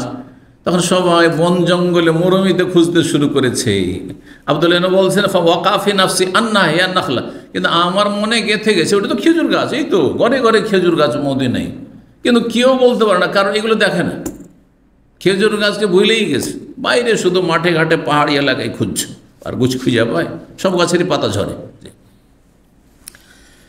তো বলছেন যে তার বরকত হচ্ছে মুসলিমের বরকতের মতো। ফাজানান, তো আমি চিন্তা করলাম যে আন্নাহা ইয়ানিন নাখলা, নবীর উদ্দেশ্য হচ্ছে খেজুর গাছ। ফাআরাদতু আন আকুলা, বলতেও চাইলাম, হে আন নাখলা ইয়া রাসূল, হে আল্লাহ রসুল, এটি হচ্ছে খেজুর গাছ। কিন্তু সুম্মাল তাফাত্তু, তারপরে ঘুরে দেখলাম, ফাইজা আনা আশিরু আশরা, 10 জনের 10ম ব্যক্তি, আমার সিরিয়াল 10 নম্বরে। তার আগে আবু বকর আছেন, ওমর আছেন, উসমান আছেন, আর আরও সিনিয়র প্রবীণ সাহাবায়ে কেরাম বয়োজ্যেষ্ঠরা আছেন। আমি কোথাকার একটা নাবালক ছেলে, কী করে আমি মুখ খুলি, ছোট মুখে বড় কথা। এই জন্য তাহলে আদবের খেয়াল রাখা এটাও ভালো জিনিস, তবে কিছু কিছু বিষয়ে তখন না, এটাকে আদব মনে করবেন না, বা সেই ক্ষেত্রে লজ্জা করবেন না। জি, যদি আপনার দ্বারা কোনো উপকার হয় মানুষের, হ্যাঁ, তাহলে সেটা অবশ্যই করবেন। কিন্তু যখন নিজের, হ্যাঁ, বীরত্বের বিষয় আসবে, হ্যাঁ, নিজের জ্ঞান গর্বের কথা আসবে, তখন নিজে প্রকাশ করবেন না, অন্যরা প্রকাশ করবে সেটি। জি, আনা আহাদা সহম, তাদের মধ্যে আমি অল্প বয়সী ছিলাম। ফাসাক্কাত, তো এই জন্য আমি চুপ হয়ে গেলাম। নবী সাল্লাল্লাহু আলাইহি ওয়াসাল্লাম বললেন, যখন কেউ জবাব দিতে পারলো না বা পারলেন না, তখন বললেন, হে আন নাখলা, সেটা খেজুর গাছ, খুঁজে পাবো না তোমরা। জি, 43 নম্বর অধ্যায় হচ্ছে বাবুল আজওয়াত, এই অধ্যায় হচ্ছে আজওয়া খেজুর সম্পর্কে। আজওয়া খেজুর, আজওয়া খেজুর চেনেন তো? আজওয়া খেজুর মদিনার বিশেষ খেজুর, যেটা দেখতে ছোট। এটা অধিকাংশ আইম্মায়ে কেরাম, ওলামায়ে কেরাম আজওয়ার এই ব্যাখ্যা করেছেন, কিন্তু শাইখ ইবনে বাজ রাহিমাহুল্লাহ তিনি বলছেন মদিনার সব খেজুর আজওয়া, মদিনার সব খেজুরই আজওয়া। জি, আজওয়া মানে সুন্দর খেজুর, ভালো কোয়ালিটির খেজুর, আর মদিনার সব খেজুরে বরকত রয়েছে। জি, তবে অধিকাংশ ওলামারা বিশেষ খেজুরকে, আজওয়া খেজুর একবারে ছোটো ছোটো, তার চাইতে বড় বড় খেজুর রয়েছে আপনার মদিনায়। হ্যাঁ, জি, একটা দুটা তিনটা খেজুর খেতে পারবেন না একসাথে, হয়তো অনেক 7টা খেজুর আজওয়া খেয়ে যাবে আপনার, মানে এতে আপনার খিদা দূর করার ক্ষেত্রে 3টা খেজুর, ওই সব বড়ো খেজুরগুলি আপনি 7টা পারবেনই না হয়তো। তো সেটাও হইতে পারে। এক কথায় মদিনার খেজুরের বরকত রয়েছে, এটা আমাদের মনে রাখতে হবে। আর তারপর বিশেষ আজওয়ার বরকত, যেটাকে আজওয়া বলা হচ্ছে। 5445 নম্বর হাদিস। হাদিস বর্ণনা করেছেন আমের বিন সাদ, তার পিতা সাদ বিন আবি ওয়াক্কাস থেকে। বলেন রাসূলুল্লাহ সাল্লাল্লাহু আলাইহি ওয়াসাল্লাম বলেছেন, মান তাসাব্বাহা কুল্লা ইয়াউমিন সাবআ তামারাতিন আজওয়াতান লাম ইয়াদুররু ফি যালিকা ইয়াউমি সুম্মুন ওয়ালা সাইরুন। কোনো ব্যক্তি যদি প্রতিদিন সকালবেলা 7টি আজওয়া খেজুর খায়, প্রতিদিন সকালে বাসি পেটে, কিন্তু মানে তাসাব্বাহা ভোর করবেন আপনি অন্য কিছু খেয়ে নাই, 7টি খেজুর খাবেন, তাহলে লাম ইয়াদুররুহু ফি যালিক, ওই দিন তার ক্ষতি করতে পারবে না, না কোনো বিষ না কোনো জাদু। হ্যাঁ, জাদু টোনা লাগবে না তাকে, হ্যাঁ, আর বিষের কোনো প্রতিক্রিয়া হবে না। জি, রাসূলুল্লাহ সাল্লাল্লাহু আলাইহি ওয়াসাল্লাম গায়েব থেকে বলেছেন। জি, 44 নম্বর অধ্যায় হচ্ছে বাবুল কেরানে ফিত তামর। এই অধ্যায় হচ্ছে খেজুর, হ্যাঁ, একত্রে একাধিক খাওয়া, একত্রে একাধিক খেজুর খাওয়া, মানে একসাথে একাধিক খেজুর মিলিয়ে খাওয়া। আসল হচ্ছে যে ভদ্রতা হচ্ছে একটা একটা করে খেজুর খাবেন, তাই না? কিন্তু কেউ যদি 2-3টা খেজুর একসাথে মুখে দেয়, জায়েজ কিনা বলেন?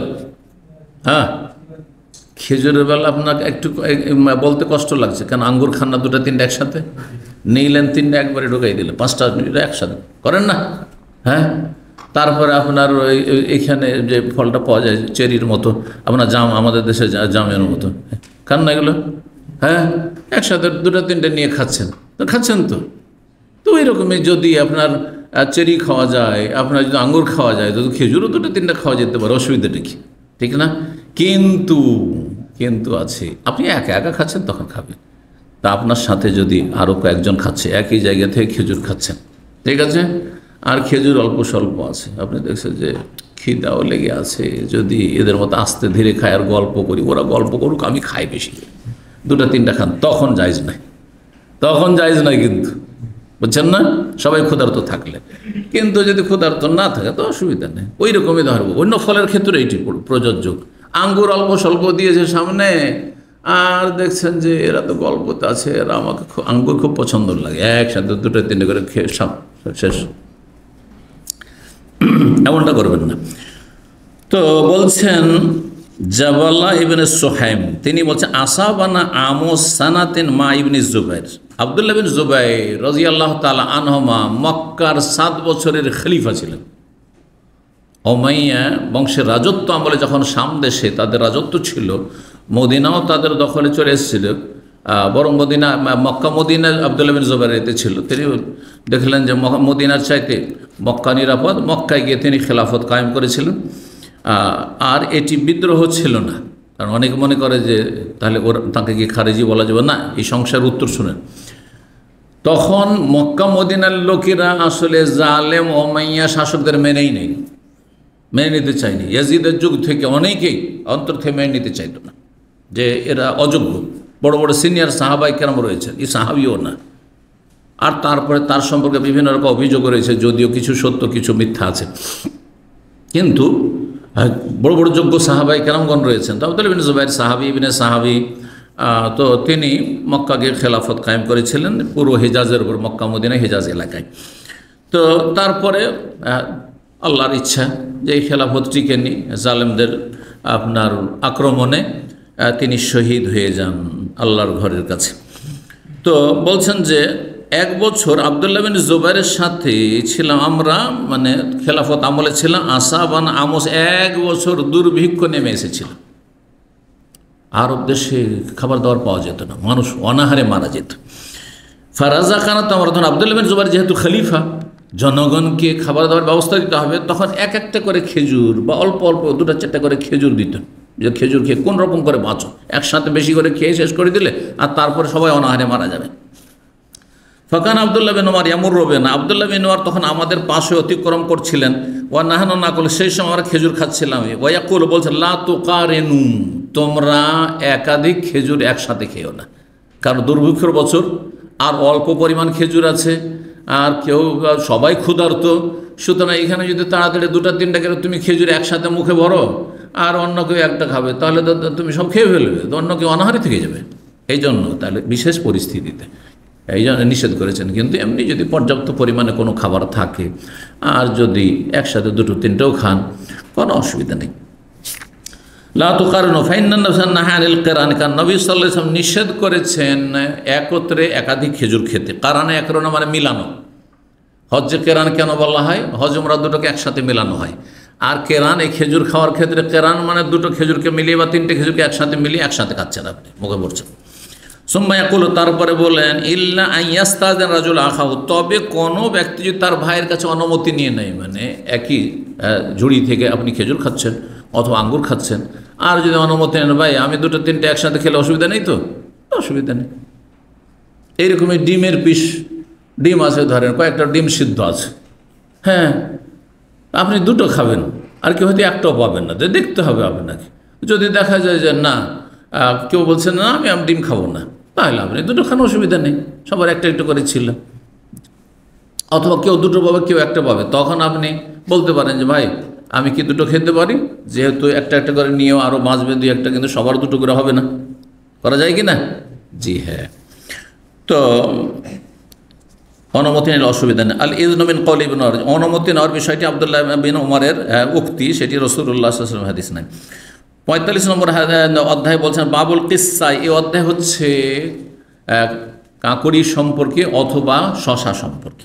5447 নম্বর হাদিস, আর হাদিস ওই হাদিস, আগের হাদিসটি রায়তুন নবী ইয়াকুল রতাব বিল কিসসা, নবী সাল্লাল্লাহু আলাইহি ওয়াসাল্লাম দেখেছি যে রতাব তাজা খেজুর খেয়েছেন, কিসের সাথে? শশার সাথে মিলিয়ে। 46 নম্বর অধ্যায় 5448 নম্বর হাদিস, হাদিস বর্ণনা করছে, আর অধ্যায় বলছেন বাবু বারাকাতের নাখলে, অধ্যায় হচ্ছে খেজুর গাছের বরকত সম্পর্কে। তার খেজুর গাছে বরকত আছে। খেজুর এমন এক খাবার যাতে সব রকমের আপনি মোটামুটি প্রোটিন পেয়ে যাবেন। খেজুর পানি খেয়ে আপনি বছরকে বছর থাকতে পারেন, অসুবিধা। সাহাবায়ে কেরাম ঠিক আছে, জি, বরং তার আমাদের যাতে শক্তিশালী ছিলেন। বলছেন মুজাহিদ প্রখ্যাত তাবে সামেদ ইবনে ওমর, আব্দুল্লাহ ইবনে ওমরকে বলতে শুনেছেন, নবী সাল্লাল্লাহু আলাইহি ওয়াসাল্লাম বর্ণনা করেন যে মিনাশ শাজারে শাজারাতুন, গাছের মধ্যে একটি গাছ রয়েছে, তাকুনু মিসলাল মুসলিম, সেই গাছটি হচ্ছে মুসলিমের মতো, ওয়াহিয়ান নাখলা, সেটি হচ্ছে খেজুর গাছ। 47 নম্বর অধ্যায় বলছে বাবু জামিল লাউনাইনি আবি তামাইনি বিমাররা, এই অধ্যায় হচ্ছে